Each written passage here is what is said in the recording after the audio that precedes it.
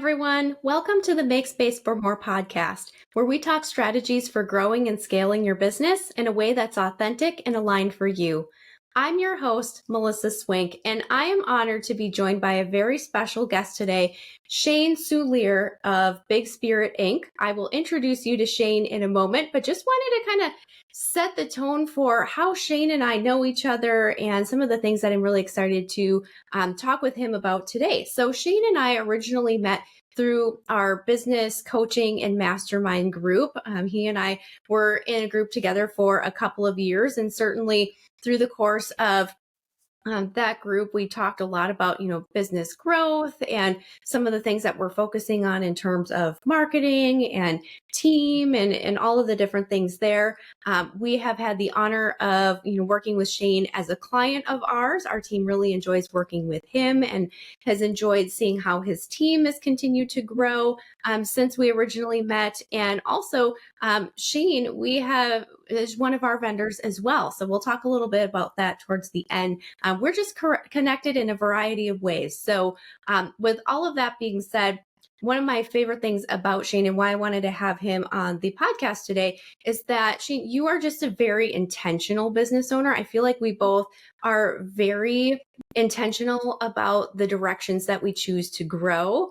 And we're doing that very thoughtfully. So it's not something where we see an opportunity to, make a buck and we're chasing it and then that's done and we're going to the next thing. It's very well thought out. We're very intentional about the systems that we add and the processes that we build out and the team members that we add. So super excited to talk with you. But all of that being said, formally introducing you before we dive in, Shanne Soulier is the owner and president of Big Spirit Inc.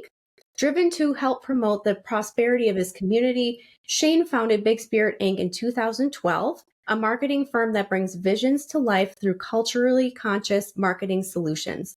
Big Spirit helps organizations clarify their vision, align their goals, and transform their brand through expert graphic design, promotional products, and multimedia print marketing. Shanne, thank you so much for joining me today. I'm really looking forward to our conversation. Well, thanks for having me. I'm excited. Absolutely. So I have a confession to make. Until I formally read your bio in preparation for our conversation, I didn't realize that you and I have been in business for the same number of years. Oh, really? We both started in 2012, coming off of still the, housing crash and the recession of 2008 and those slower years. So I'm super curious kind of what led you to grow and evolve past and start Big Spirit Inc. 2008, when everything really kind of fell apart, it was an opportunity to start doing some freelance work. Okay. And I had been a executive level marketing professional for most of my career. And when that happened, it gave me an opportunity to reevaluate. And I really wanted to do more purposeful work. Mm-hmm. And that was, first of all, I wanted to work with kids and in business in a certain capacity, which led me to junior achievement. Okay. And then I wanted to figure out how to pay the bills. So I started consulting and at the same time was bartending in the evenings.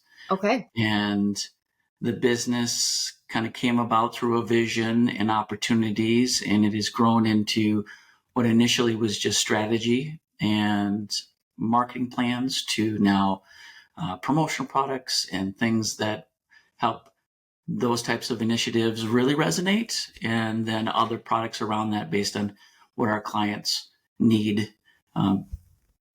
Per your comment, we do work to help others. It's been a slower journey, but it's more of people want to work with folks that are trusted, that are more than capable, and they like to work with people that can kind of handle everything. And that's how the business has evolved. I love that. Yes, absolutely. And I think you and I both, in our own ways, also had a desire to truly work with, I think have more control over the work that we did and who we did that work with when we started our companies. I'd agree with that. Yeah. I love how you talked about, starting with doing some freelancing and consulting, because that was my path as well. I went from my corporate role to doing some consulting and then seeing these opportunities come out. So yeah, and then having the side hustle as well, or like the part-time job. So you mentioned bartending. I worked as a receptionist at a hair salon for about 6 months too, in between there. So you do what pays the bills, right? Yes, you do. Yes. I reflect on that a lot. Mm-hmm. Yep, 100%. So obviously when you started your company, you were probably doing the vast majority of the things. And like how, I guess, kind of breaking things down a little bit, because I know your company has evolved since then, as has mine. In the early days, what were some of the main things that you were focused on? I would imagine you were wearing all the hats at one point, or just about all of them. Yeah, I know. I was wearing all the hats. I Okay. was trying to, what felt like I was reinventing the wheel, trying to figure out how to run a business, because you don't realize outside of, you find the opportunity and then you figure out how to make money doing that. There's so many other things that have to happen or have to be managed. So accounting, how to do that. I was doing this process, I think about still to this day, called shoebox accounting, which is basically organizing, putting everything in a shoebox and giving it to somebody at the end of the year. Yeah. So figuring all of that out, trying to schedule things and systems and, what classes to take, and just kind of, again, you're kind of reinventing the wheel, it feels, to figure out if you can do this. And, it took me quite a while until I got to a point where it was too much to manage everything, and then reconnect. Yeah, absolutely. Absolutely. So you mentioned classes. Are there any particular classes that you took early on to kind of help you figure out how to do the running of the business? In Minneapolis, there are a lot of programs for small businesses, either through the state, through libraries, through small nonprofits that are focused on supporting businesses. Did a lot of research to find out what was out there, and then was taking classes, just random classes. Again, like on the shoestring accounting thing, I took that at a library in St. Paul here. I remember business plan classes. There were different programs, short programs, 3 weeks, several months, kind of basics. If it was out there, I was taking it just to try to figure out what was necessary, what was I missing, and how to keep afloat. Got it. Okay. That's super interesting, because when I originally started off in college, I started as an accounting major. So I felt like I had that under my belt, which was helpful with starting a business and such. And then my major was business management. But one of the things too, I love that all these programs exist, because I certainly took things through like WIBIC and the SBDC and all different things. I know SCORE is a former client of ours. They have a lot of programming. So really leveraging and taking advantage of some of those free or low cost services to really help organize the business is huge. Yes, I did SCORE too. I forgot about them. They were very important in the kind of the process. I had several mentors through the early years. Yes, and it's interesting because you see the need, you know what your skills are, have a good idea. You see the need that's out there, and then you start meeting that need, and then it's all the details that kind of come after it. We're like, oh, now somebody wants to pay me. I need to get, first of all, I need to get a contract put together, and I need to figure out what to charge. And then do they pay me with checks, or do I get some type of, Square account so people can pay me with credit cards? All the logistics that you don't think about, when you're first starting the company, all those little details that come into play. It's really interesting how to navigate all of those in the beginning, for sure. Yes. Yep. Yeah, absolutely. So then now, of course, your business has just continued to grow and evolve since the early days. What does your team look like now at this stage? So you've gone from wearing all the hats and figuring it all out to now having team members, even just freelancers helping, I know, with even graphic design and different things. So yeah, the business model that I envisioned was partnering to help build prosperity with others and to give flexibility of work-life balance. And that model was around not only partnerships, but working with freelancers. And now at this current point, I have 4 team members, I would say. One is with your company, and she's amazing, and she's been with me as of June, middle of June. She'll be with me 3 years, and so she's kind of an admin person. And then I brought on an operations person that runs our branded and promotional products business for the most part. And then I have a couple of graphic designers who have chosen to continue to do freelance. And then, just some miscellaneous things, consultants, depending on the project. That's awesome. Yes, absolutely. And I think the thing is, and certainly listeners to this podcast hear me talk about this all the time, you don't necessarily have to jump into hiring a full-time 40-hour-a-week salaried employee with benefits from, going to working by yourself. There's definitely stages of that. So freelancers are great. VAs are great. Part-time workers are fantastic in order to kind of keep building those stepping stones in order to keep growing the company. So now that you have, a team in place, what are some of the things that you focus on now as the owner and president of your company? What are some of the most important things that you're doing on a regular basis, would you say? If I can get away from the daily side of it, which I think as a small business, what's so important to us is the relationships. And there are certain people that either I choose to, or they choose that they work with me. When I get away from that, then I'm focused on the operation side of things. A lot of times it's the systems that we use. It's making sure that our marketing is happening when it needs to fully impact sales or make people aware, building awareness with our clients. We do some fun programs now when I can get away from doing the daily grind we spotlight clients in our newsletter. So doing fun things like that. It really kind of comes around the operations, and then the unfun stuff like the accounting I still have to do. Get that ready for my bookkeeper. Yep. Yeah. Yes, absolutely. So you still have your hands in it. And I think that's important where, even as teams grow, you want to empower them to do their very best work. And at the end of the day, you want to keep a finger on the pulse of what's happening in the business, because you do have those relationships, not only with your team, your clients, and, you want to have that level of quality control as well. Yeah, I would agree. I think what's so hard with a small business and where either people plateau and burn out or just kind of give up is there is a point where you need to bring on support. You need to have people help you. And whatever that looks like.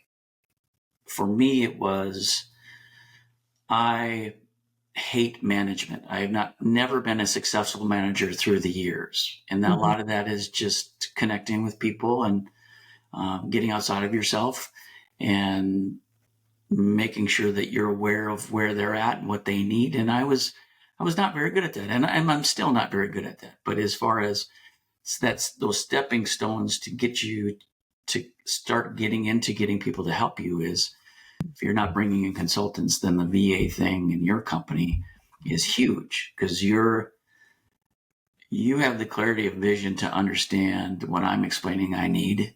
So then you have talent that then matches what I need. And then from there, you have somebody, you kind of have a backup. So you guys are almost the HR in a sense, if there's any challenges. And then you help us work through things. So having a VA service, if it's a good way to start kind of down that process of bringing team members on. And or maybe you never bring team members on, you stay with contractors and VAs. It's true. It's kind of a vision I have. It could be a real possibility. Yeah, you bring up an excellent point, because the management piece is huge. And I know that was one of the main reasons why I didn't hire a team for so many years, I worked on my own for about the first 6 years, with the exception of a couple of backups here and there.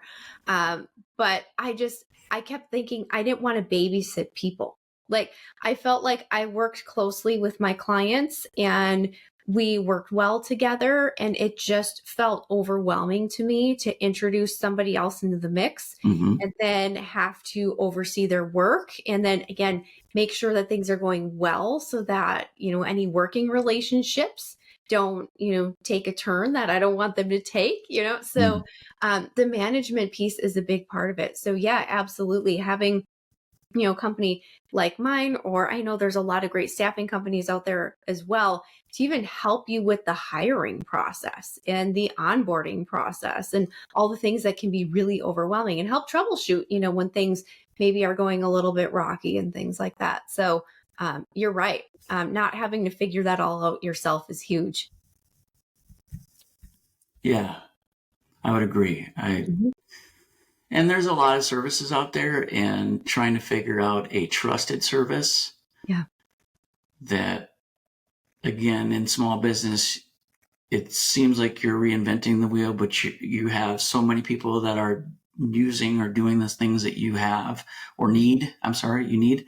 Yeah. But what's huge is hopefully something comes in your path that is reliable. So you and I met through that cohort group, and Yep. through trusting you, Mhm. that was where that next step was like, okay, let's jump in, because I know Melissa, and I know that what I understand is her company's dependable, and Mhm. we'll see how this goes, but I feel more reassured than hiring somebody that I don't know, or the Right. many emails that I get of VA services, or, there's tons of them Yes. out there.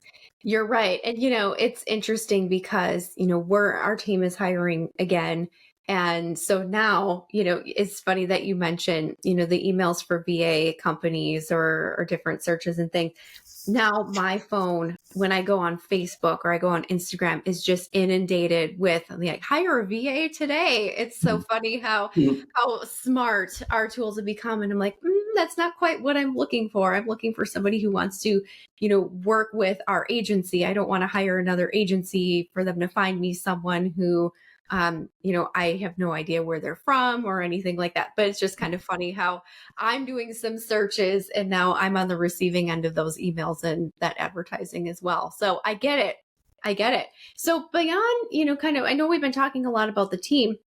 We've talked about, even systems and just the way that you have been kind of managing the company overall. Are there some things that you've invested in over the years that you would recommend to others who are looking to grow and scale their companies? Maybe it's coaching, or maybe it's a system, or maybe it's a course that you really felt was valuable to you.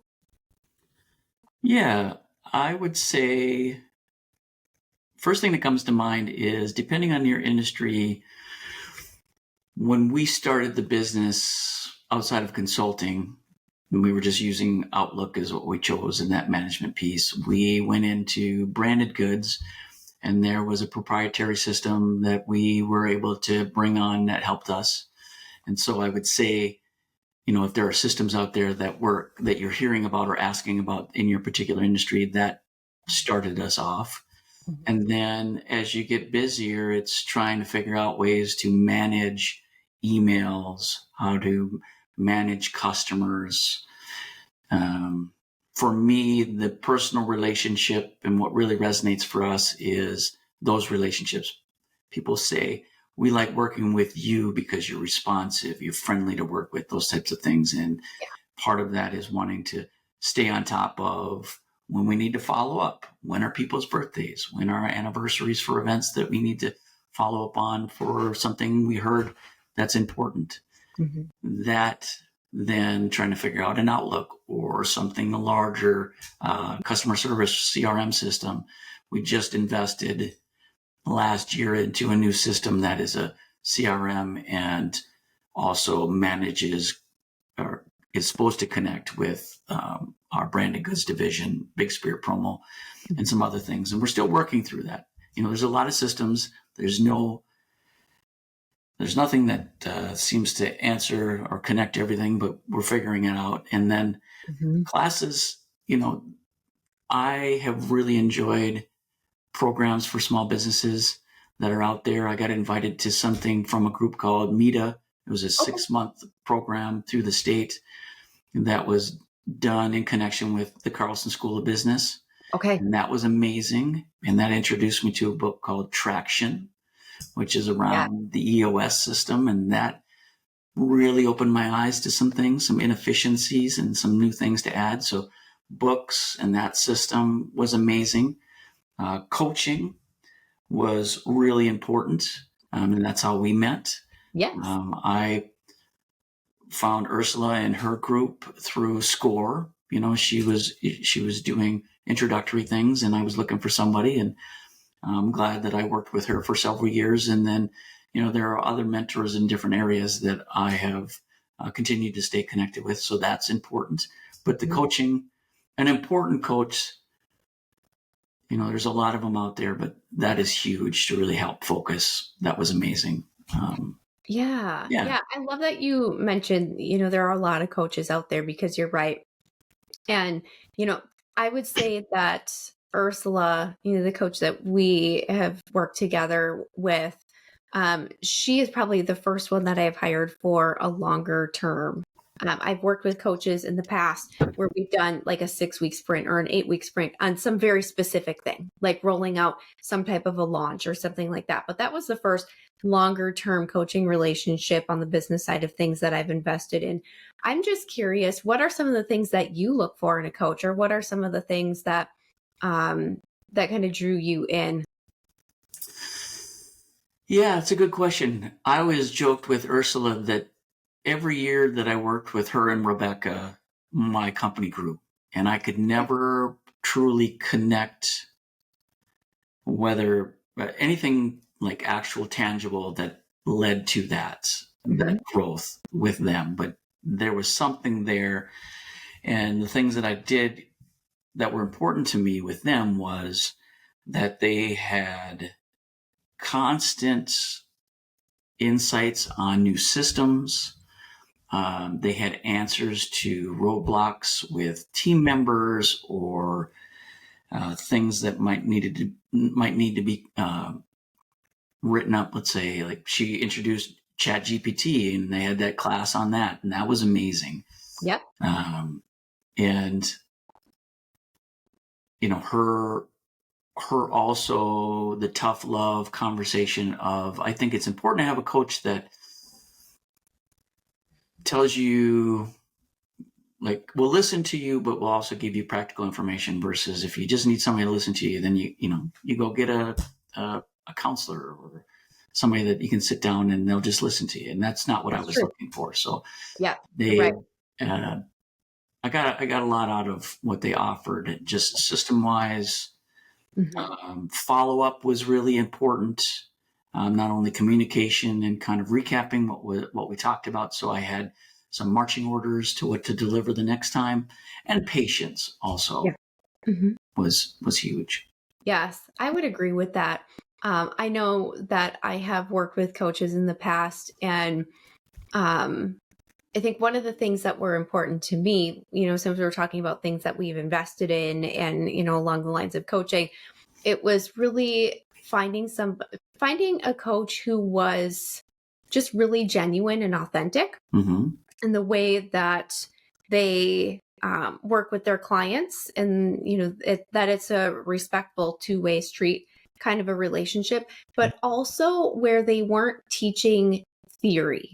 And I say that because I've worked with coaches in the past who have done a lot of studying, they read a lot of books, but they themselves hadn't built companies and led companies. It was all theory. And whereas the coaches that we worked with really had a long history of experience in the areas that they were coaching. And that, I think, between those two things, I think that's really what I was drawn into, for sure. But yeah, coaching, there's so many great programs out there, like you had mentioned, with courses and certainly systems and tools. I want to just take a step back, because one of the things you had mentioned, keeping track of, client relationships and significant events, like maybe it's birthdays or anniversaries of working with you, or in your business, maybe looking at the seasons in which they are needing your services. So upcoming events or, company-wide, orders that they're doing on a regular basis, just keeping track of all of that. And you mentioned Outlook. And that's one thing that I think people get hung up on is you don't necessarily need a huge fancy system. Sometimes keeping track of things on a calendar and a spreadsheet is more than enough to at least get you started. Yeah, where you don't necessarily have to go from 0 to 60. I continue to use a spreadsheet probably because it's kind of a comfort thing, almost like a blanket kind of thing. Yep. I continue to use that, but Outlook, my calendar, I use it a lot. I'm a list person, but I really use my calendar to put in things and move them around. It's good to see stuff and move it around. And those two things, the spreadsheet and my calendar, really, have really rooted the business and continue to kind of keep things going and keep me as organized. But I could definitely be better. Always. All of us, right? Yep. Well, and you've had some courses. There's some things that I've learned from you that would be wonderful to implement, but I just go back to, I probably put every note in my calendar. And then when people want to book stuff because it's connected to a Calendly account, there's no room because I have all of my reminders in there and I need to move those out so people can get in. But my calendar is so integral to keeping on top of things. You're absolutely right. And I struggle with that too, because we probably all heard the phrase, if it's not on your calendar, it doesn't exist. And if you want to make progress on this particular project, or if you need to get this task done, you put it in your calendar. But then pretty soon there's that balance of, okay, I've got all this stuff in my calendar, but now there's no room for anybody to book with me, which means that I can't meet with clients or I can't meet with team members. And then you also don't want to do the opposite where your calendar is wide open, where you're having meetings, here and there, and it's hard to have some heads down work time. So I love that you mentioned that because it is a delicate balance for sure. Yeah. And, I would say a little thing that I do that I think clients appreciate is, when you went and you talked about anniversaries and remembering things, I think there's a light balance between showing support around wanting to help them that then builds a business and pays you, and trying to be a salesperson, which makes the snake oil pushing it down your throat kind of thing, that piece. So I tie that back to what the calendar is, that if it's not there, one thing that when people email me, I say, here's my calendar link. If you don't see anything, let me know dates that don't work for you. Yep. And on top of that, if I see they schedule it and I don't recognize my calendar as being full and they can't get in for 2 weeks, I'll follow up after I see that and say, hey, I apologize. Let's try to figure out how to get you in sooner. That personal level of wanting to take care of them as quickly as possible is part of my values for the business, but it also, I think, is a genuine making people feel important, that you appreciate their time and are making an effort to really get them in what works around them. Yes. Yep, I would agree with that. And I love that you mentioned that you include a note, if you don't see times that work for you, let me know. And, we can certainly accommodate. I have the same message even in my Calendly before people book with me. It's, please note, if you don't see any times that work for your schedule, let me know. I realize, especially for potential clients who are on the West Coast, I'm in Central Time. And so sometimes, if they're looking for a meeting later in their day, then of course by then my calendar is blocked, but I'm happy to open up a time slot if that's when they need to meet. So you're exactly right, having that balance. I'm just curious, because we're talking about calendars here. Do you have a particular way that you try and structure your weeks? Do you try to consolidate meetings to certain days, or do you have certain blocks during the week that you're trying to be heads down and focused? Well, some of this may connect with some of the things, one of your sessions, I just don't remember which one, so I can't give you full street credit, but I know that the root of the structure is I try to have meetings Tuesday through Thursday. I try not to have meetings on Mondays or Fridays. And then I do a block of time in the morning and then a block of time in the afternoon, kind of leaving space for lunch, that kind of thing. As small business owners, or, well, I say probably anybody, we have a bad habit of not getting up and from our chair and eating something or taking a break. So trying to keep that kind of schedule seems to work. However, I would say that Monday's a breathable day. Come tomorrow and Wednesday, I've got meetings all day. Come Wednesday afternoon, I'm like, holy cow, like where did the time go? And these meetings, like, why do I have 12 meetings on this day? How can I better schedule this? I need to relook at my calendar, but it happens every week. And by end Friday, I'm like, I got through it. I'm not even going to worry about it till next week.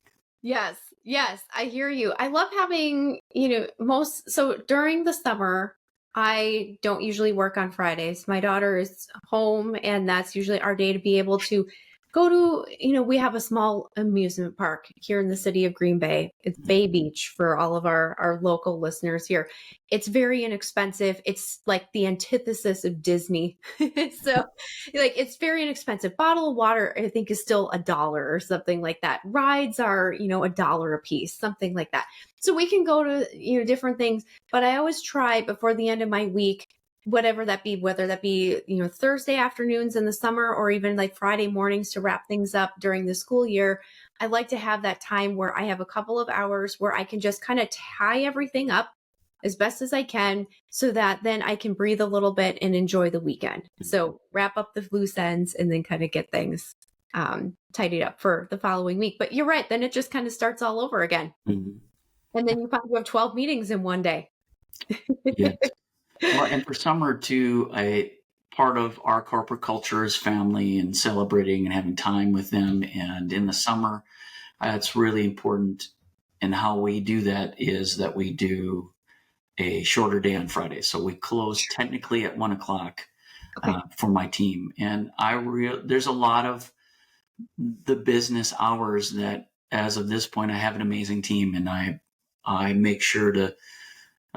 A lot of stuff is structured around them, and making that work around them so that they're happy.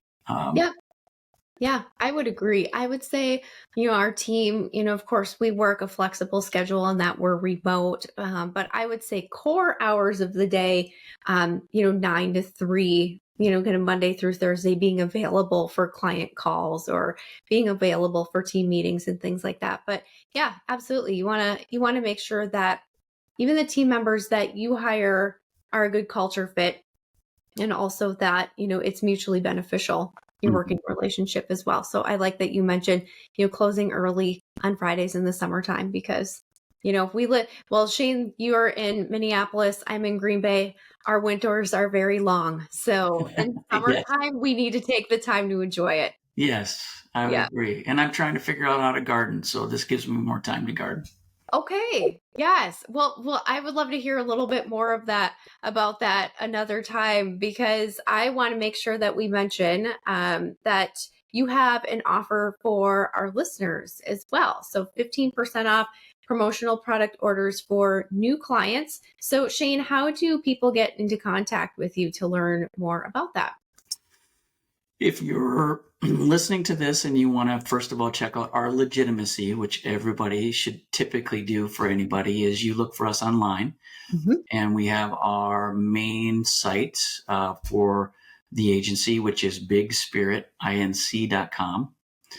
For our promotional products catalog, it's bigspiritpromo.com. Okay. A little warning on that is that it can be a lot. So what I encourage people to do and how we do our business on a personal level is that you email us. So you can email info@bigspiritpromo.com. Okay. Or you can email me, Shanne, and it's spelled SHANNE, S as in Sam, at bigspiritinc.com. I know there's some confusion there, but we have the inc.com, which is the agency, and the promo.com, which is the promotional products. And we will link all of this in the show notes, by the way. So nobody has to be furiously writing. Certainly, if you're driving, don't feel like you've got to scribble this down. we will have it in the show notes and available for you. Yeah. You can also see us on social media too. We're on Facebook, Instagram, LinkedIn. Okay.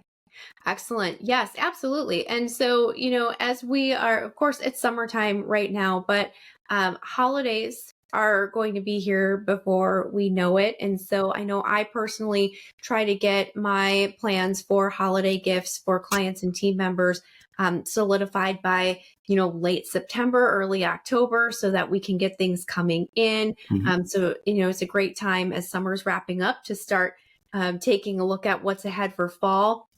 I know, Shanne, you had mentioned that, state fair, like rush state fair orders, if anybody's been dragging their feet a little bit or finds himself a little bit behind, that's another opportunity as well. Yeah, we get calls for kind of the refresh of what they have. So people have an event, a lot of events happening, just the wrap up there that they need new apparel. Or people are getting ready for conference season that starts the end of the year, first part of the year for sure. It's always good to be planning, and I know it's not always possible, but to plan several months in advance, if not sooner, on things. The wonderful thing with us is that we take a lot of that heavy lifting and work on. As you talk to us, we start doing the planning and getting things together for you. But starting that process, we'll be having a lot of conversations now around that. Employee gifts, as you said, conversations with people that have year-end spends that they need to get through, but want to make it very impactful spending, or just the employee packages for whatever they might have. And then again, just refresh of things that they might realize, I realized I went through the summer and my signage looks like crap. And I really need to I don't necessarily want the artwork redone, which we can do, but I just need new equipment. I need it to look fresh and not curled up or ripped, those types of things. So we'll be working on those things too. Yes, absolutely. And I love that you mentioned kind of the refresh in the company merch, because I know even for me personally, a good time to kind of reevaluate when we need to reorder something, right? Where it's a good time to pause and be like, wait a second, is this something that we want to continue ordering? Is it time to maybe look at another option? Do we want to maybe change things up a little bit? And I also say company merch because I know for us, we have, team welcome gifts, we have client welcome gifts, we have client anniversary gifts. And so, when you're looking at your team journey and your client journey, always a great time to, provide them with something, special, that's branded, that's meaningful. And Shanne, I want to give a shout out to you as well. And I don't want to give the item away. But as I mentioned at the beginning of our conversation, Shanne is one of our vendors for our client anniversary gifts. I don't want to say what those are because if clients are listening, they haven't gotten one yet. I don't want to give it away. But it was really, really easy. I know, Shanne, you had mentioned going to the promotional products website. There's a lot there, obviously, because there's a huge selection. So one thing that I really appreciated was I sent you an email. I said, hey, we're looking for something like this.